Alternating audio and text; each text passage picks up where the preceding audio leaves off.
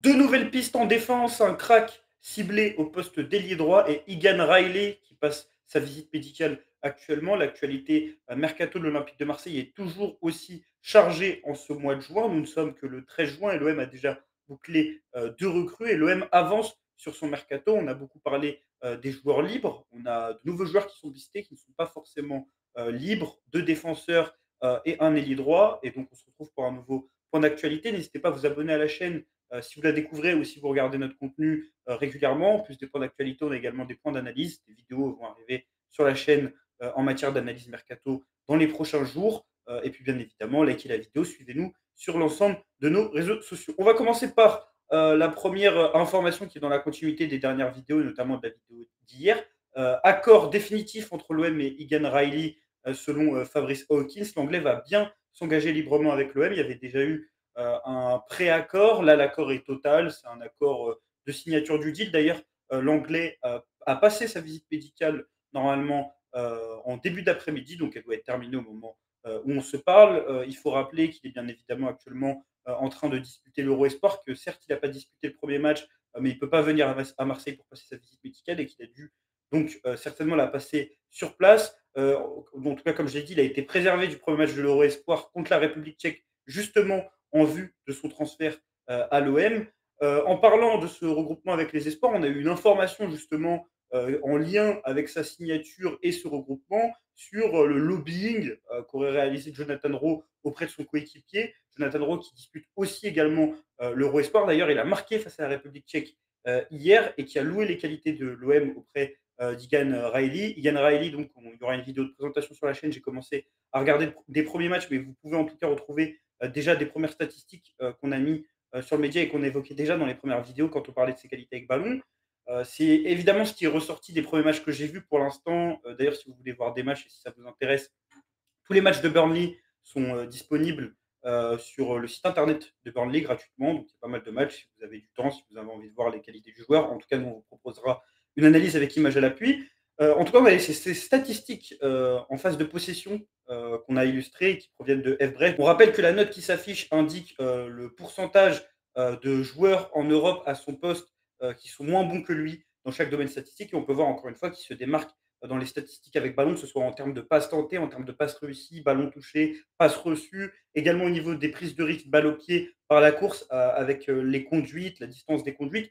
Moi, de ce que j'ai vu sur les premiers matchs que j'ai regardés, notamment les matchs face aux grosses équipes de Championship, notamment le match les deux matchs contre Sunderland cette saison, c'est que déjà, c'est un joueur qui est surresponsabilisé, je trouve, au niveau des relances de Burnley. C'est vraiment la première rampe de lancement de l'équipe, un peu à l'instar de Leonardo Balerdi sur la saison qui vient de se passer, que ce soit par les gestes qu'il peut faire au niveau de la relance, le fait qu'il se rende toujours disponible auprès de ses coéquipiers, le fait qu'il soit vraiment juste.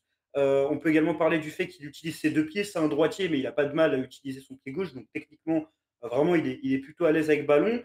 Il prend aussi pas mal de risques et c'est un peu aussi illustré par les statistiques qui restituent ça au niveau des passes longues et au niveau des ouvertures. Il a une belle qualité de jeu long et je trouve qu'au niveau du profil, si on peut souvent se plaindre du fait que les joueurs qui sont pris librement sont plus des opportunités de marché que des profils qui collent vraiment avec les besoins d'un effectif, je trouve que Egan Riley, pour un central droit qui va certainement venir faire le backup de Balerdi avant d'être titulaire, pourquoi pas dans 1 ou 2 ans, et qui est vraiment pour préparer l'avenir, je trouve qu'il est plutôt adapté et plutôt vraiment adapté au précepte de Roberto De Zerbi avec ballon. On peut prendre par exemple les séquences où il va mettre le pied sur la semelle pour temporiser et attendre le pressing adverse afin de mieux organiser la relance et réaliser ce qui s'appelle du coup le pressing trap, c'est-à-dire attirer l'adversaire justement pour créer le décalage, un peu à l'instar de ce que l'Olympique de Marseille faisait en début de saison, ou plutôt galérait à faire en ce début de saison. Et pour ce faire, il faut des joueurs qui ont la qualité technique, qui ont aussi cette capacité à temporiser, à dicter le tempo de l'équipe, à avoir de vraies qualités à la relance, que ce soit, comme j'ai dit, jeu long, jeu court, jeu sous pression. Il y a des phases de relance sous pression dans les 15-20 premiers mètres de son équipe, où c'est des séquences qu'on doit énormément voir dans les équipes de Roberto De Zerbi. Je peux penser notamment face à des équipes dominantes qui viennent presser, et où il est plutôt vraiment à l'aise, et où vraiment ils seront tout le temps disponibles. Et il me fait un peu penser à Leonardo Balerdi, du coup, sur ce point, dans l'importance qu'il a sur les phases avec ballon au sein de son équipe. On a parlé de joueurs libres jusqu'ici. L'Olympique de Marseille piste également un autre joueur qui arrive en fin de contrat, mais pas au mois de juin, plutôt en décembre, puisque le club phocéen s'intéresse à l'ailier suédo-syrien de Copenhague, Rooney Park-ji, une rumeur qui a excité pas mal de supporters olympiens, étant donné que le joueur a une certaine réputation de crack. Il a battu énormément de records de précocité sur ses premières années à Copenhague. Il a que 19 ans et c'est ce qui fait que c'est un joueur qui a été énormément prisé ces dernières saisons. Bon, il s'est fait les ligaments croisés récemment, ce qui explique le fait que l'OM aujourd'hui peut attirer ce joueur-là. En tout cas, Rooney Bargi est lié, pour lequel l'OM a déjà pris contact avec Copenhague. Le FC Porto aurait également fait une offre. Si on doit faire un portrait robot de Bargi avant que je vous lise l'avis de Erwan, notre scout, qui a publié son avis sur Twitter, il a été naturalisé suédois. Il joue pour l'équipe de Suède. D'ailleurs, je crois que c'est le plus jeune joueur à avoir joué pour l'équipe de Suède. En termes de record de précocité, il en a énormément. Je crois que c'est aussi le plus jeune joueur à avoir joué pour Copenhague, le plus jeune joueur à avoir été décisif pour Copenhague en championnat comme en Ligue des Champions. Je crois qu'en championnat, il a commencé à 16 ans. En tout cas, petite taille, 1,73 m. Il joue ailier droit, international espoir suédois. Saison compliquée, on le voit hein, au niveau des minutes disputées, seulement 20% du temps dans le 11 de départ. C'est notamment lié à sa blessure au ligament croisé, alors qu'il était vraiment très bien lancé sur ses débuts avec Copenhague et c'était même un des meilleurs buteurs du club au cours de ses débuts, alors qu'il avait que 17-18 ans. Comme on l'a dit, fin de contrat plutôt au 31 décembre 2025, donc possible arrivée libre. Et c'est ce qui explique le fait que sa valeur marchande soit assez basse, alors que pour ce joueur qui a, enfin, comme on dit, qui est très précoce, qui est très talentueux, généralement on peut attendre le triple, surtout que Copenhague est une équipe qui est plutôt amenée à sortir ce genre de joueurs. Ils ont été plutôt performants ces dernières années dans les compétitions européennes jeunes, notamment la Youth League. Donc, comme on l'a déjà dit, fin de contrat. Si on s'intéresse à ces saisons, la saison 23-24, qui est sa dernière saison complète, est plutôt intéressante. 11 réalisations, dont 7 dans le championnat danois. D'ailleurs, ces statistiques dans le championnat danois sont vraiment impressionnantes pour un joueur qui n'a que 19 ans. Déjà 12 buts en 39 matchs. Il a également déjà inscrit des buts en Champions League puisqu'il avait été décisif contre Manchester United lors de la campagne de LDC de la saison passée. Cependant, comme déjà dit précédemment, sa blessure qui fait qu'il n'a disputé que 6 matchs la saison passée et 243 petites minutes de jeu, ou plutôt la saison qui est actuellement en cours, vu que ce ne sont pas les mêmes dates il me semble, pour le championnat danois. En tout cas, voici l'avis de Erwan, notre scout, qui connaît bien Rooney Bargi et qu'il connaissait surtout bien avant sa blessure. Il nous dit sur Twitter, c'est un ailier droit de petit gabarit, 173 cm selon Transfermarkt, avec un profil qui impressionne par son centre de gravité bas, sa vivacité remarquable et sa mobilité déroutante. Le Suédo-Syrien est doté d'appuis explosifs, il enchaîne des changements de direction tranchants qui déstabilisent des défenses adverses. À ses qualités athlétiques s'ajoute une intelligence de jeu rare pour son âge, notamment avec sa capacité à scanner régulièrement le jeu, qui lui permet de trouver des lignes de passe assez inattendues et souvent géniales. Mais il ne se limite pas à la création, contrairement à de nombreux ailiers de son profil, il sait conclure à son âge, on vient de le voir avec ses statistiques. Ses statistiques en Superliga à 19 ans en sont le parfait témoignage, étant donné qu'il compte déjà 12 réalisations en une quarantaine de matchs. Sa qualité de déplacement dans la surface et sa précision dans le dernier geste font de lui un attaquant capable de marquer des buts aussi beaux qu'efficaces. Concernant ses principales limites, elle reste avant tout physique. On peut tout d'abord évoquer son petit gabarit qui le pénalise dans le jeu aérien et pourrait poser problème dans des championnats plus rugueux comme la Ligue 1, où les duels à l'épaule sont fréquents, notamment face à des latéraux puissants. Donc limite physique par rapport à son gabarit. Et puis également Erwan qui rappelle sa blessure au ligament croisé. Mais selon lui, ce serait un grand oui, en sachant qu'Erwan est celui qui prépare notre trade sur Twitter, notre scout qui prépare notre trade sur Twitter, et qui a souvent des analyses très pertinentes sur les joueurs. Et vous pouvez le remarquer si vous suivez notre trade Mercato. En tout cas, l'OM a une autre piste également sur le marché qui n'arrive pas en fin de contrat. Elle concerne Oscar Mingueza, un nom qu'on connaît un peu plus dans les 5 grands championnats européens. Surtout parce qu'à un moment donné, il avait un rôle assez important dans la rotation au Barça sous Ronald Koeman, notamment, à un moment où l'effectif du Barça était très limité en quantité comme en qualité. Sauf qu'il s'est très bien relancé ces dernières saisons dans des clubs intermédiaires de Liga. Aujourd'hui, il joue du côté du Celta Vigo. Il a d'ailleurs été convoqué lors du dernier rassemblement de la sélection. L'information est publiée par Matteo Moretto, une des sources les plus fiables parmi les sources qu'on relaie dans notre média. La plus fiable pour moi avec Fabrizio Romano au niveau des infos mercato. En tout cas, Mingueza, aujourd'hui, il a 26 ans. Il fait 1,84 m, il joue arrière droit. La première chose à laquelle j'ai pensé pour Mingueza, c'est bien évidemment sa polyvalence, parce que je me rappelle qu'à un moment, il jouait défenseur central. Donc, il peut également jouer défenseur central, il joue latéral droit, il peut également jouer latéral gauche, il l'a fait cette saison, et il peut également jouer au milieu de terrain. Donc, genre assez polyvalent. Dans l'idée, ça semble être un coup pour concurrencer Amir Murillo. On sait que l'OM, au poste de latéral droit, actuellement, en doubleur de Murillo, c'est Lirola potentiellement Baba Meïté qui va revenir, mais on imagine mal l'OM jouer avec ces 2 joueurs-là et surtout, il semble que l'OM a vraiment besoin d'un profil offensif. Quand on regarde les caractéristiques des joueurs, Murillo, c'est plus un joueur qui a joué central dans un rôle hybride. Baba Meïté, s'il venait à rester, c'est plus un défenseur et je pense qu'il ne va pas rester dans tous les cas. Et sur Mingueza, si il a cette capacité à pouvoir jouer défenseur central, il a un profil qui est vraiment offensif. En tout cas, sur la dernière saison. Murillo, vous pourrez me dire en commentaire qu'également de base, c'est un piston. C'est plus un latéral porté vers l'offensive. Dans l'utilisation qu'on a fait Roberto De Zerbi jusqu'ici, certes, on est sur un joueur qui est monté très haut sur le terrain, mais on a surtout été sur un joueur qui a joué vraiment au sein de la défense, notamment lorsqu'on était dans une défense à 5, il était littéralement central droit. Donc pour Mingueza, il sort d'une saison qui est intéressante, 82% du temps dans le 11 de départ. Je crois qu'il a été décisif environ 10 fois cette saison, ce qui explique aussi le fait qu'il a été nominé dans le 11 de l'année en Espagne. Il a également été pisté par l'Atlético Madrid récemment. Donc c'est vraiment un joueur qui a réussi à lancer, en tout cas pour l'instant, les bases d'une belle carrière depuis qu'il a quitté le FC Barcelone. C'est un joueur qui bénéficie également d'une clause libératoire d'environ 20 millions d'euros. Cependant, selon Matteo Moretto, l'OM ne veut pas payer cette clause à l'heure actuelle. As donne des informations assez différentes dans le dossier, puisque As indique que l'OM est disposé à payer un montant proche de la clause libératoire et que celle-ci s'élève bel et bien à 20 millions d'euros. Ce qu'on peut imaginer dans ce genre de dossier, c'est que généralement, quand les paiements sont effectués par une clause libératoire, ça se fait souvent en une traite, ce qui va pas avantager l'OM qui cherche plutôt à étaler les paiements. En tout cas, c'est comme ça que ça fonctionne en Espagne. Et on peut imaginer que l'OM serait disposé à payer un montant un peu plus faible, mais en plusieurs fois.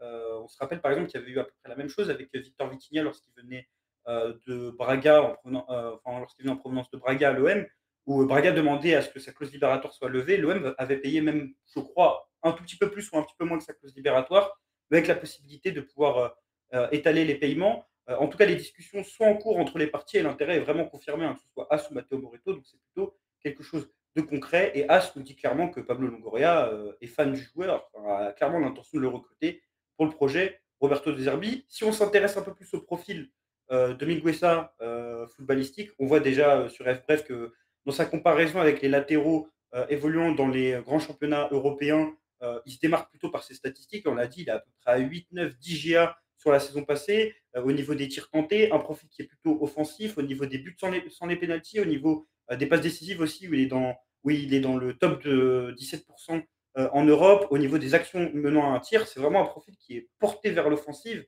et qui brille par ses déplacements offensifs. Voilà, il sort du lot en termes de statistiques si on regarde les passes, il sort également du lot si on regarde les statistiques en termes de création de buts, en termes d'actions qui mènent à un tir. Par contre, c'est beaucoup plus difficile sur le plan défensif, et c'est ce qu'on a pu remarquer sur ces derniers matchs avec la sélection espagnole.